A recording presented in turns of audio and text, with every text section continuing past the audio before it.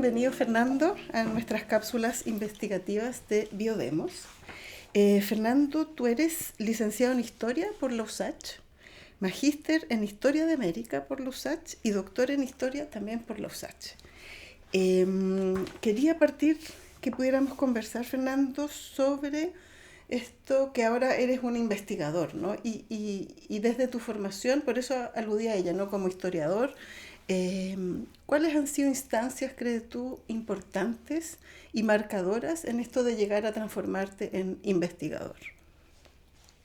Partí en la universidad siendo ayudante de investigación, de cátedra primero, pero después de investigación. Yo creo que en el magíster fue como el momento en que yo me sentí ya que era lo mío, que me gustaba. Uh-huh. El magíster de Historia de América. Uh-huh.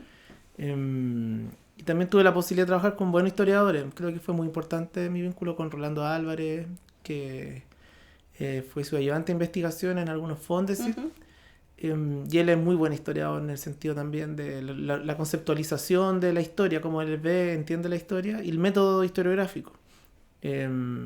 Así que creo que por ahí fue como mi primera como irrupción, y también tuve la posibilidad de trabajar con Verónica Valdivia en esos mismos tiempos, que también otra gran historia, a mí parece una gran historiadora. Uh-huh. De ahí mi admiración a otro investigador, a María Angélica Llanes, por ejemplo, de la historia social, que justamente creo que nunca ha sido el Premio Nacional de Historia.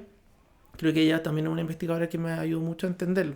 Nunca fuimos cercanos, yo fui alumno nomás de ella, Uh-huh. pero Uh-huh. sus clases eran entre la literatura, el sentir, y te lograba explicar lo que era la historia social, porque esa es la línea de investigación que a mí me gusta, la Uh-huh. historia de los sin historia, como también lo llaman, Uh-huh. la historia de los sectores sociales, populares. Y de ahí yo empecé a investigar como el tema indígena, incorporar los indígenas. Uh-huh. Habían otros investigadores que lo habían hecho antes, pero desde la perspectiva mapuche, yo poder incorporar la historia social en el método historiográfico para acercar al mundo mapuche también a esta línea. Y eso me daba explicaciones también de sus formas de resistencia, Uh-huh. sus complejidades socioculturales, y también sus métodos de actuar, que me parece que, o la acción colectiva, que es como la línea de investigación que yo un poco sigo. Uh-huh. Uh-huh. Y en esa línea de investigación, Fernando, los temas que has investigado, ¿cuáles son? En específico esto de entre historia social, entiendo, y lo del mundo mapuche, ¿no? Intentar algunas temáticas en particular que hayas investigado. Bueno, y me moví en verdad en el tiempo. Ya. A mí no me gusta mucho a lo mejor hay algo que tengo una discrepancia con mi disciplina, y eso de como de estar en un solo tema y ser experto de un tema en un tiempo profundo. Eso, ¿Un periodo? un periodo Ya. histórico, sí, eso a mí me ha costado un poco. Me movió mucho más en temporalidad. Entonces yo partí con el siglo XX, XXI, porque mi primera investigación fue sobre la historia de la coordinadora de Comayeco, Uh-huh. que después va a terminar siendo el libro Malón, que son las dos tesis, licenciatura y magíster. Ese es un poco el Malón. Y el libro aspiraba a darle una visión a la coordinadora de Comayeco más allá de la noción del crimen, del terrorismo. Había toda una visión súper agresiva, negativa contra la coordinadora de Uh-huh. Comayeco.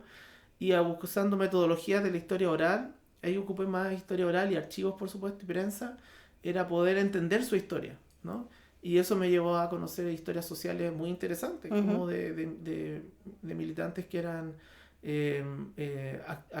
huichafe, que actuaban, hacían acciones de violencia política. Entonces también discutir con la violencia política en esta idea de la paz neoliberal de los 90. Entonces también un poco, bueno, ¿por qué estas personas en esta paz neoliberal, en este retorno a la democracia, usaban la violencia política como instrumento? Eso me permitió un poco abordar esa dimensión. Gran parte del libro tiene seudónimo, ¿no? Uh-huh. Es un libro que no suma en las categorías académicas porque no está pasado por estos visos que tiene hoy día el sistema, porque el sistema entiende que somos perfectos, que es una sociedad que no tiene diferencias sociales, y para mí eso no me servía mucho para poder entender esta otra historia. Y creo que eso fue muy importante de poder interpretar. Creo que la historia social me dio la libertad para poder entender la otra democracia o la otra transición democrática, un poco, Uh-huh. un Uh-huh. poco en ese ámbito. Uh-huh. Y luego de Malón, ¿dónde? Después de Malón me fui al siglo XIX, Uh-huh. porque también trabajar con el tiempo presente, estar siempre en la palestra de las discusiones sociales y políticas, y a veces creo que a los historiadores nos cuesta, y las historiadoras nos cuesta más a veces el tiempo presente, porque siempre tenemos que recurrir al pasado para entenderlo, entonces no tenemos la respuesta tan rápida. Pero también habían elementos que me llevaban al siglo XIX, que yo creo que fueron las quemas de iglesias evangélicas, cuando empezaron a ocurrir, que son como el año 2013, 2014, que es cuando concluye Malón un poco como temporalidad. Había una radicalización étnica, que es un poco lo que estamos trabajando acá en Biodemo. Yo creo que eso estaba al lado, había que entender la larga duración, como dice Brodel, y para eso me fui a investigar el siglo XIX, porque cuando entrevistaba a los dirigentes mapuche, a las dirigentes mapuche, para ellos el año cero es la ocupación de la Araucanía, es como que un año determinante. Entonces decía, pero ¿cómo tan? Entonces, como ese punto de inflexión, creo que me llevó a investigar el siglo XIX, a ver las raíces y ver las continuidades de elementos coloniales o de resistencia. Entonces ahí fui a investigar, me fui al siglo XIX un poco de refugio, creo yo, por un lado, porque te hacía trabajar con archivos. Creo que no había hecho ese trabajo como de historiador más clásico del archivo, y quería hacerlo. Y por otro lado me alejaba de la coyuntura del tiempo presente. Entonces me fui al siglo XIX, fue súper bueno porque pude encontrar estas raíces y poder interpretar, y eso terminó siendo Toki, que es Guerra y Tradición en el siglo XIX, que es la historia de Mañil Bueno, uno de los personajes históricos mapuches que a mí me parece más fascinante del siglo XIX, y que yo creo que sin él y sin ella, ellos, muchos mapuches del siglo XIX, yo creo que el Estado chileno no hubiera arrasado estrictamente, en estricto rigor. Si ellos no resisten, el Estado chileno hubiera exterminado al pueblo mapuche, como tal vez sucedió a grandes rasgos con los Selman, con otros pueblos originarios. Creo que eso fue bueno, eso fue una vertiente. Y el libro ha sido bien recepcionado también por la gente de las comunidades de la zona de Ercilla, que es donde él estuvo. Poder bosquejar esa biografía me ayudó mucho a comprender la historia decimonónica, fue como entrar a estudiar de nuevo. ¿Y Toki te lleva a luego? Y Toki me trajo de nuevo al tiempo presente. Bueno, traté de explorar más el siglo XIX, escribí algunas cosas, como por ejemplo sobre Colipi, que es como el alter ego un poco de Mañil Bueno, que es el que crea toda la política indígena, digo yo, los gobiernos conservadores, las leyes de reducciones, un poco, él cree que los mapuches no van a poder ganar la guerra, entonces él empieza a buscar elementos de negociación, y esos elementos de negociación van a ser los títulos de merced o las reducciones que posteriormente van a ser las comunidades del siglo XX. Eso se lo da un poco a Julio Pinto, él que un poco me dijo, a lo mejor hay que matizar. Y yo creo que está bien matizar. Entonces pues volví al siglo XX forzado por la Convención Constitucional. Yo creo que en ese momento ya empezó el proceso convencional, y ahí el tema de la plurinacionalidad, el constitucionalismo, el movimiento mapuche, y eso me trajo a lo que va a ser la vía política, que es el tercer, si no me equivoco. Bueno, tengo el libro de Matías Catrileo entre medio, pero el libro de la vía política yo creo que viene a este momento actual de nuevo. Y ahí me volví un poco al tiempo presente. Fue como un regreso. Pero yo creo que estuvo bien. Me siento bien de nuevo analizando el tiempo presente. ¿Y cuáles son los temas que ahí, o sea, esto es como el ámbito, cuál es la pregunta que va sosteniendo como un seguimiento y visibilización a ciertas temáticas, cuestionar cómo la historia es considerada? ¿Cuál crees tú que es tu línea de interrogación? Mira, yo pienso que una es primero mirar las formas de resistencia del pueblo mapuche en una larga duración. O sea, que hay acciones que suceden hoy día a veces, y que no son del tiempo presente, sino que cuando uno va a conversar con las dirigencias o con personas mapuche, ellos se trasladan a un pasado. Para ellos ese pasado pre-estado chileno. Entonces esto era la forma de ser mapuche antigua, así se hacía política en el mundo mapuche en el siglo previo al estado chileno. Los guillatunes, todo el sistema cultural sigue siendo pre-republicano, entonces eso está muy presente. Pero también está muy presente la forma de asociarse políticamente y de accionar políticamente. Y también, por otro lado, está la invención de la tradición, creo yo, que como todo nacionalismo, el movimiento mapuche tiene características nacionalistas, también hay elementos de inventar tradiciones. Entonces hay tradiciones que el mundo mapuche plantea como muy antiguas, que tampoco necesariamente son tan antiguas. Entonces el análisis histórico busca, yo creo, matizar, pero también equilibrar entre ellos y explicar también por qué surgen esto, Pero yo creo que eso es una vertiente. La segunda vertiente es quitarle la irracionalidad, que yo creo que está muy presente en la dinámica del movimiento mapuche, de parte de la prensa, de los ¿A actores qué te políticos. refieres?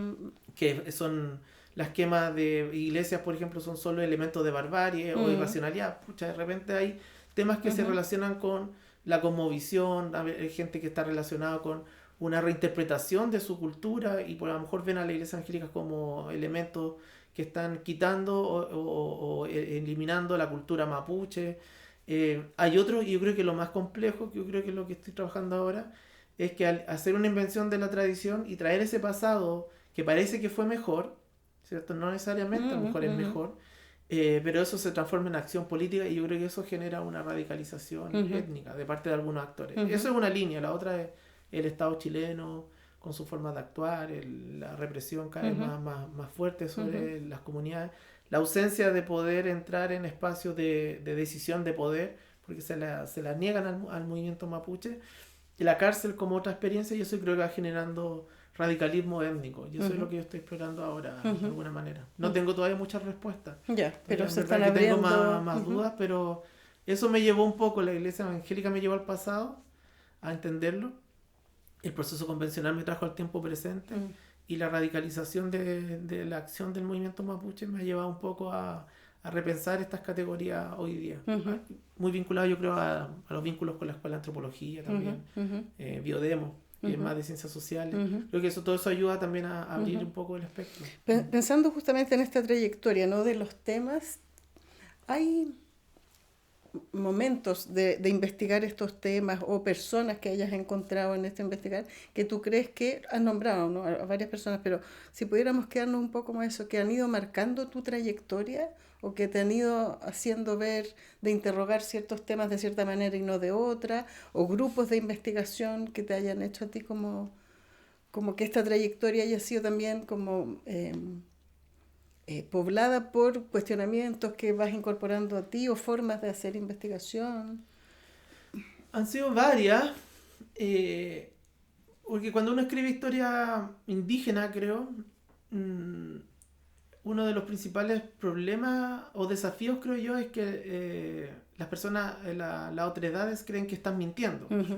Porque donde un continente tan creado en el racismo, entonces cualquier elemento que rompa esa creencia, parten por formas de descalificación, creo yo. Tanto públicas como en el elemento también de la investigación. Entonces, las fuentes son clave para poder mostrar de alguna manera que no es solamente política, sino que también son fundamentos con raíces históricas. Ese fue uno de los elementos del siglo XIX. Por eso que yo no revisé solo archivos. Y los archivos yo me daba cuenta que entraba y encontraba cosas. No es como que fuera tan difícil. Entonces pensaba y decía, bueno, y todos los historiadores que cuestionan esto, entre eso los estudios fronterizos de Sergio Villalobos, decía, bueno, ¿no leyeron esto? O realmente no quisieron leerlo, claro, o no lo quisieron interpretar, porque en verdad en el archivo del Ministerio de Guerra me sentaba y encontraba información.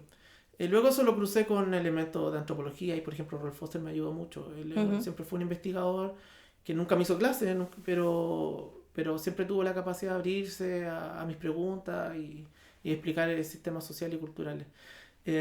Bueno, Rolando en el caso de la metodología de la historia, Julio Pinto también me influyó mucho en la manera en cómo observa la historia. Y luego yo creo que cuando entré a la escuela de antropología, poder tener vínculos con antropólogos y antropólogos también me generó un boom así como intelectual en sentido positivo, o sea, ver otros elementos que yo no veía necesariamente con la disciplina de la historia. Y creo que eso me ha ayudado mucho a poder reinterpretar lo que estamos haciendo ahora con estos nuevos trabajos como el radicalismo étnico, la economía irregular, que son como los temas que estoy trabajando ahora para un nuevo trabajo. Fernando, ¿y por qué crees tú que investigas esto que investigas? Mira, yo nunca fui bueno para las ciencias así duras, matemática, física, no, nunca fue, ni química. Entonces como que uno en algún momento dice, ya, mejor por acá. Entonces la humanidad siempre fue para mí más asequible. Eso uno. Yo creo que la historia siempre me gustó, desde muy pequeño, pero después yo creo que fue clave el movimiento mapuche. tener cercanía con el movimiento muy, muy temprano, con organizaciones en Santiago, fue determinante en tomar una decisión sobre qué hacer historia mapuche o historia indígena en América Latina. Poder el Licura, por ejemplo, el Recado Confidencial, que me acuerdo lo leí muy temprano. Después ya el Escuchahuinca, que es el libro fundante de la historiografía mapuche. Y luego ya los vínculos con hermanos y hermanas que también estaban investigando ya en ese tiempo, ¿no? Que somos amigos hoy día. Intentamos crear grupos colectivos como la Comunidad Historia Mapuche. Yo creo que eso fue inclinando la balanza finalmente a dedicarme a esto. Eso por un lado. Lo segundo es que finalmente me di cuenta que al tener historiografía o escribir, te generaba también una aproximación con problemas que tenían las comunidades mapuches hasta hoy. No solamente del sur, sino de Santiago. Temas de, por ejemplo, estudios historiográficos sobre el tema del territorio para poder solicitar restitución de tierra. Entonces normalmente necesitan historiadores, además de personas del derecho. Charlas de información o clases que a veces te invitan a las comunidades para poder analizar. Entonces me di cuenta que con el tiempo fue acertado estudiar historia porque hay como una solicitud también del movimiento del pueblo mapuche para poder investigar. Eso me genera también una aproximación mucho más profunda y también la decisión que fue correcta, ¿no? Y yo creo que lo último es que me hace muy feliz, en verdad. Yo, en verdad, que si no hubiera sido historiador no podría haber hecho otra cosa. Sí, en verdad. ¿Cómo se siente esa felicidad? Poder trabajar en lo que nos gusta no es tan fácil en Chile, yo creo. Y para investigación en las ciencias sociales. Entonces, levantarte en la mañana y hacer lo que te gusta, creo que es ser afortunado también. Lo segundo es que me gusta mucho la investigación, entonces los archivos, poder viajar. Hoy día estoy en esta visión de la historia más global, entonces revisando archivos indígenas en Bolivia, he podido hacerlo en Perú, pronto quiero ver si puedo ir a Ecuador. Entonces esto te ayuda a dimensionar que la comunidad indígena se entiende de tiempos mucho más previos que la llegada del internet, ya se están articulando a nivel latinoamericano, claro. Y eso explica de alguna manera también por qué en los 90 el movimiento mapuche entra con una acción colectiva muy clara frente a algunas ideas como autonomía, la plurinacionalidad, la interculturalidad. Y creo que esa dimensión internacional, si bien se ha explorado porque siempre hay investigadores antes, no se había dado una visión de esta como especie de comunidad imaginada latinoamericana indígena en la cual le reconceptualizan el continente a partir del concepto de Abya Yala, ¿no? Se están imaginando otro mundo, otra forma, otra historia, otros métodos, y también eso se dimensiona en la literatura, que ellos tienen una relación, los poetas a nivel global, el movimiento tiene relaciones globales. Creo que eso ha sido interesante, ha sido un aprendizaje. Pensando en tu trayectoria, bueno, tú eres profesor también, ¿no? Como si pudieras como pensar en consejos o en recomendaciones o en los jóvenes y las jóvenes investigadores que se están formando o que están iniciando carreras, ¿qué cosas te gustaría transmitirles? De cosas que hacer, cosas que no hacer, errores, desaciertos desde tu experiencia, que en una cosa como de transmisión como intergeneracional entre pares investigadores. Mira, yo siempre escuché harto. Creo que había algo medio, un poco de la cultura mapuche en eso. No sé, siempre escuché mucho a profesores, otros investigadores, investigadoras. Nunca traté de enjuiciar mucho, excepto a algunos que teníamos diferencias ya más profundas. Pero creo que mi formación siempre fue de escuchar mucho a los profesores, a las profesoras, de ir a escuchar muchos historiadores cuando hacían charlas. Yo me acuerdo que me daba el tiempo de hacer eso cuando presentaban libros, cuando venían investigadores internacionales. Creo que el escuchar hace bien y creo que eso se ha perdido un poco de repente. Lo segundo, yo creo que estudiar más allá de lo que los profesores dan. Entonces yo teníamos como grupos de compañeros de trabajo, de estudios, que en verdad nos formábamos a veces fuera de la misma aula. Entonces íbamos harto a la biblioteca.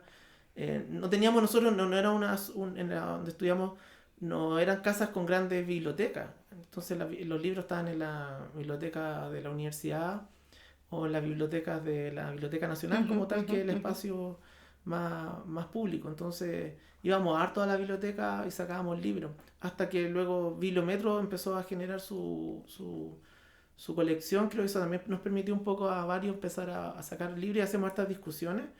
Yo creo lo tercero, como consejo, yo creo que también creer que uno puede. Porque el camino no es tan fácil. Yo igual le planteo eso a veces a los estudiantes. No es tan fácil porque falta crear más espacios de trabajo para las ciencias sociales, ¿no?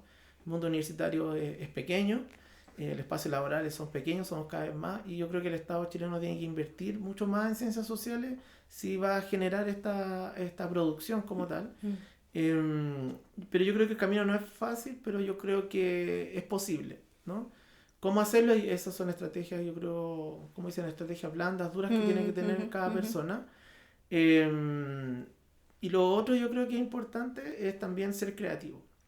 O sea, crear y construir, ojalá siempre en colectivo. Yo lo que me he dado cuenta a veces que el trabajo más individual funciona, pero a veces trabajar más en asociarse con otros investigadores e investigadoras también contribuye mucho a poder mejorar y desarrollarse. Creo que las ciencias sociales están un poco en eso. A mí lo que sí tengo una crítica es un poco a la competencia que a mí nos lleva. ¿No? Creo que eso nos está erosionando como comunidad de ciencias sociales. Entonces a veces los espacios más colectivos son mucho más enriquecedores. Y en tu trayectoria llegas al Biodemos, ¿no? ¿Qué ha representado para ti? Algo aludiste, ¿no? Llegar a este grupo de investigadores en torno a estas temáticas, ¿cómo ha sido para ti y para tu quehacer investigativo? Creo que la transdisciplina a mí me ha generado una ruptura positiva, ¿no? De alguna manera ver otras investigaciones. Desde el teatro, la psicología hasta el teatro, ¿no? Creo que eso me ha ayudado mucho. Y el tema en sí de Biodemos me gusta mucho, porque creo que es el gran tema de Latinoamérica, ¿no? Y se mira desde otro eje, sobre todo cuando uno tiene resonancias magnéticas de afuera, ¿no? Del populismo punitivo de sectores conservadores que todo el tiempo ven que la solución es más violencia, más represión, más coerción. Entonces Biodemos aparece como una visión distinta, creo yo, pero también constructiva, ¿no?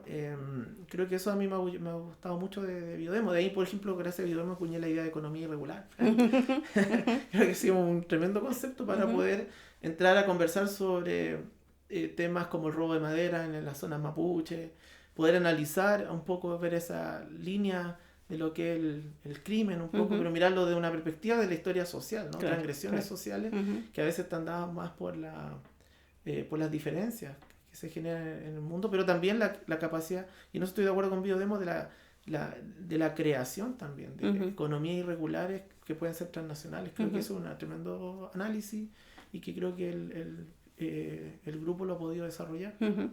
Para ir cerrando, si palabras así como al cierre respecto al investigar, ¿qué te gustaría dejar plantear? O invitaciones o provocaciones. Yo creo primero que uno investiga todos los días y tiene que ordenar, no es un tiempo puntual, ¿no? Todos los días uno tiene que avanzar en la investigación, desafiarse a sí mismo y ser creativo también. Yo creo que a veces inventar, crear archivos, investigar, crear como el trabajo que acabamos de hacer en Biodemos, en Tirúa, creamos archivos al final y podemos dimensionar nuevos análisis, abrirse a la transdisciplina y yo creo que al trabajo colectivo. A mí me sigue gustando esa manera. Creo que esos serían como 3 elementos o 4 que yo podría plantear como repensar una investigación transdisciplinaria en un grupo de investigadores que además es distinto unos de otros, y eso yo creo que ayuda harto a poder crear nuevas investigaciones. Estupendo. Muchísimas gracias, A ti, Fernando. gracias. Sí.